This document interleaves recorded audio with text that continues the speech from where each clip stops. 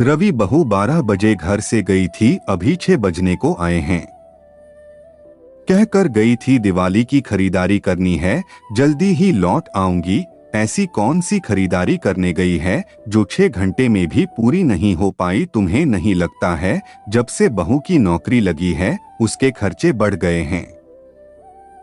तुम दोनों अपनी अपनी तनख्वाह अलग रखते हो कि नहीं? पता चला बहू की आमदनी 98 है और खर्चा रुपया हो। मीनाक्षी जी अपने बेटे रवि से कहती हैं। रवि बोला, हाँ माँ, देर तो हो गई है पर हो सकता है दिवाली का टाइम है तो बाजार में भीड़ भी बहुत होगी। आप तो जानती हैं, जहाँ 4 औरतें एक साथ जाएंगी वहाँ आधा वक्त मोल भाव और दुकानदार से लड़ाई में ही बीत जाती है।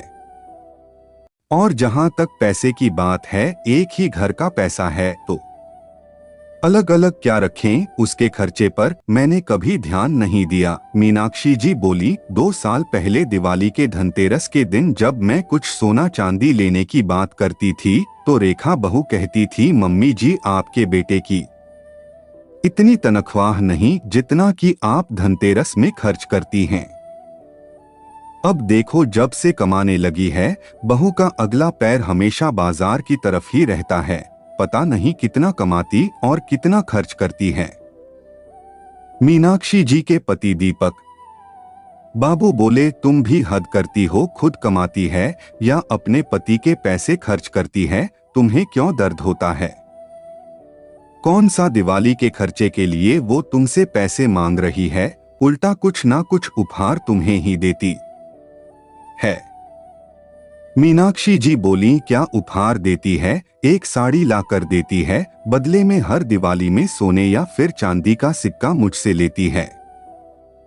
हाँ, वो अलग बात है कि वो मांगती नहीं है, पर बहू है साड़ी के बदले में क्या उसे कपड़े दूंगी? मेरी इज्जत कम नहीं हो जाएगी? दीपक बाबू बोले, ये तुम सही करती हो मीनाक्षी, कपड़े के बदले बहू को सोना चांदी देती हो, तुम्हारा रुतबा हमेशा उससे ऊपर रहेगा। इतना सुनते ही मीनाक्षी जी की गर्दन और सीधी हो गई। ये देखकर दीपक बाबू हंसने लगे। मीनाक्षी जी बोली, बहू उतना कमाती नहीं है जितना खर्च करती है। वो तो कहो कि मेरा बेटा उससे हिसाब नहीं लेता है, वरना उल्टा उसे ही पैसे भरने पड़ जाएंगे। तभी दरवाजे की घंटी बजी। रवि बोला, लो मां, लगता है रेखा आ गई। मीनाक्षी जी बोली, हाँ हाँ, खोलो दरवाजा, हम भी तो देखें आज कौन कौन सा बाजार उठाकर लाई है हमारी महारानी बहू। तभी रेखा अपने दोनों हाथों में खूब सारे पैकेट लेकर अंदर आई। रवि को बोली, अब आप दरवाजे पर खड़े रहेंगे कि थोड़ी मेरी मदद भी करेंगे? मीनाक्षी जी बोली, हाँ हाँ बेटा, बहू बहुत बोझ उठा रखी है, थोड़ा बोझ कम कर दो। लगता है दफ्तर से अगले महीने के पैसे भी एडवांस में मिल गए हैं या फिर मायके से मनी ऑर्डर आया है। रेखा मुंह बनाते हुए अपनी सास को देखी, फिर उन्हें इग्नोर करते हुए बोली, मम्मी जी आपको भी चलना चाहिए था, बाजार में लूट मची है। रेखा नाक पर उंगली घुमाते हुए बोली, मम्मी जी मायके से मनी ऑर्डर की क्या जरूरत है जब मैं खुद कमाती हूँ और मेरा पति कमाऊ है। ससुराल मेरा इतना धनी है कि मुझे उपहारों के लिए मायके का मुंह नहीं देखना पड़ता। क्यों पापा जी, मैं गलत कह रही हूँ? मीनाक्षी जी बोली, बहू तुम्हें नहीं लगता जब से तुम नौकरी करने लगी हो तुम्हारी नाक और जुबान कुछ ज्यादा ही लंबी हो गई है? रेखा बोली, अरे मम्मी जी, आप बात बात पर नाराज हो जाती हैं। पहले ये तो देखिए कि मैं आपके लिए क्या लाई हूँ। फिर रेखा ने सबको पैकेट खोलकर दिखाएं और थोड़ी देर बाद सबका उपहार देकर बचे हुए सारे पैकेट लेकर अपने कमरे में चली गई। कमरे में जाकर रेखा रवि को खूब सारी बातें सुनाई। मैं कमाती हूँ, अपने पति का पैसा खर्च करती हूँ, फिर आपकी माँ को मिर्ची क्यों लगती है? पहले बात बात पर सुनाती थी कि मेरे बेटे के पैसे को पानी की तरह बहाती है, अब जब अपने ही पैसे को खर्च करती हूँ तो उसमें भी वो हिसाब मांगती है।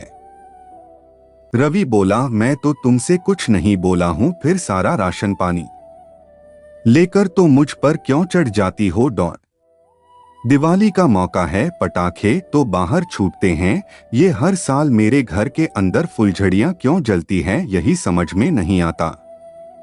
रेखा बोली, मैं तो फुलझड़ियां जलाती हूं, पर आपकी माँ जो रॉकेट और एटम बम छोड़ती हैं, उसके बारे में क्यों नहीं कभी पूछते? लोग दिवाली में बीवी को सोने चांदी का उपहार देते हैं, यहाँ मैं अपने पैसे खर्च करती हूँ तो आपकी माँ को मिर्ची लग जाती है। इतना कहकर रेखा फ्रेश होने चली गई। रात के खाने के टेबल पर रेखा बोली, रवि आज तो आप छुट्टी पर थे, मैंने बोला था आपसे कि कामवाली को बोलिएगा लौकी के कोफ्ते बनाए, ये क्या दाल और सब्जी बनाकर रख दी है। एक ही दिन तो मिलता है जब घर में अच्छे से खाना खाती हूँ। रवि बोला, मैं तो भूल ही गया था। मीनाक्षी जी बोली, हाँ रवि, तुम नौकरी छोड़कर घर में यही काम कर लो कि कामवाली को बताओ क्या खाना बनाना है और क्या नहीं, क्योंकि बहुरानी को तो फुर्सत ही नहीं है। दीपक बाबू बोले, अरे बहू क्यों ना तुम जोमेटो से कुछ अच्छा मंगा लो, क्योंकि तुम्हारी सास को तो मसाले वाली सब्जी पचती नहीं है, तो दाल और सब्जी ये खा लेगी, हम सब के लिए कुछ और मंगवा लो। ये सुनकर रेखा मुस्कुराने लगी। मीनाक्षी जी बोली, हाँ हाँ मंगवा लो, पर हिसाब तो लगाना कि जो कमाती हो उसमें से कुछ बचा है कि नहीं, क्योंकि आजकल एक आदमी की कमाई से तो घर चलता नहीं, यहाँ दो लोगों की कमाई भी बाजार में लुटाई जा रही है। सोचना भविष्य में क्या बचेगा बिना बच्चों के, हमारे घर में इतना खर्चा है, सोचो कल को बच्चे आएंगे तो कितने खर्चे होंगे। लक्ष्मी माता इस घर में प्रवेश करने से पहले तुमसे हिसाब मांगेंगी। इतना कहकर मीनाक्षी जी अपना खाना खत्म करके चली गई। 2 दिन बाद रेखा रवि से बातें कर रही थी, क्यों ना दिवाली के एक दिन पहले घर में कुछ पार्टी रखें, सब लोग आएंगे, बैठकर पत्ते खेलेंगे, कितना मजा आएगा। मीनाक्षी जी ने सुन लिया, वो बोली, बहू ये मेरा घर है, कोई जुए का अड्डा नहीं। ये सब तुम्हारे घर में होता होगा, हमारे घर में साफ सफाई और घर को सजाया जाता है, पत्ते खेलने का रिवाज इस घर का नहीं है। रेखा ने चुपचाप हाँ में सर हिला दिया। शाम के वक्त मीनाक्षी जी बोली, बहू दिवाली की तुम्हें भी 2 दिन की छुट्टी मिलेगी, कामवाली को मैंने कह दिया है कि वो घर की साफ सफाई कर देगी, मिठाई बनाने में तुम मेरी थोड़ी मदद कर देना। रेखा बोली, मम्मी जी क्या जरूरत है घर में मिठाई बनाने की, हम बाजार से खरीद लेते हैं। मीनाक्षी जी बोली, बहू तुम्हें बाजार का चस्का कुछ ज्यादा ही लग गया है। अरे जितने में बाजार से मिठाई आएगी उतने पैसे में हम घर में 2-3 तरह की मिठाई बना लेंगे। आजकल बाजारों की मिठाई का कोई भरोसा नहीं है। अभी मुझसे सीख लो, जब मैं नहीं रहूंगी तो मंगवाती रहना बाजार से मिठाइयाँ। रेखा रवि की ओर देखी। रवि धीरे से बोला, माँ हर दिवाली में अपने हाथों से हम सबके लिए मिठाई बनाती है। सच ही बोल रही है, आजकल तो तुम जानती ही हो मिलावट का जमाना है, पता चला कुछ उल्टा सीधा हमने खा लिया तो बीमार पड़ जाएंगे। हाँ मैं तुम्हारी एक मदद कर देता हूँ, घर वालों के लिए तुम माँ के साथ मिलकर मिठाई बना लो और उपहार देने के लिए मैं नत्थू लाल के दुकान से मिठाई ला देता हूँ, फिर तो ठीक है। रेखा खुश हो गई।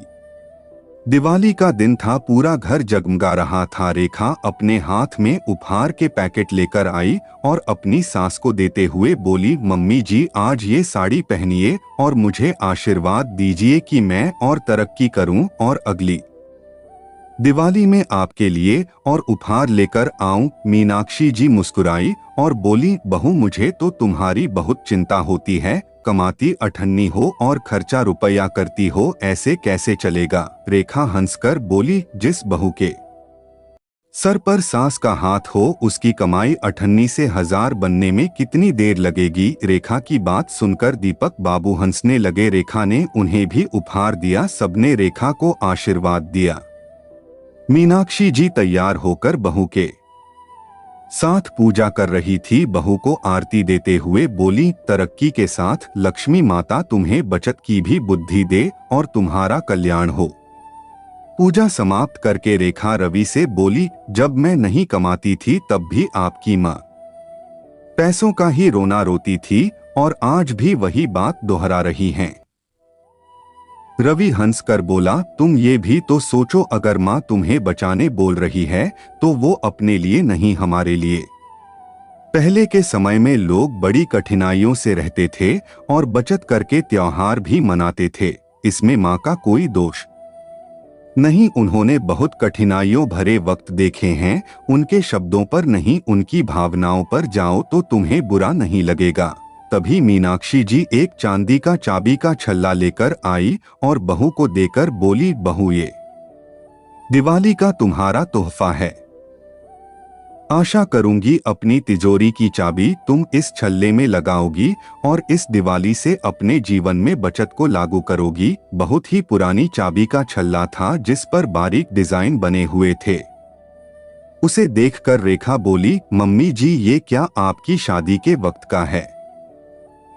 मीनाक्षी जी हंसकर बोली, हाँ ये मेरी सास ने मुझे दिया था। कुछ मजबूरियों के कारण मुझे सभी जेवरात गिरवी रखने पड़े थे, फिर धीरे धीरे हर महीने पैसे बचाकर अपनी सभी जेवरों को वापस लेकर आई ताकि तुम्हें नसीहत के साथ इन्हें भी उपहार में दे सकूं। रेखा ये बात सुनकर मुस्कुराने लगी और उसे एहसास हुआ कि जीवन में अपने शौक पूरे करने जितने जरूरी है उतना ही बचत भी जरूरी है।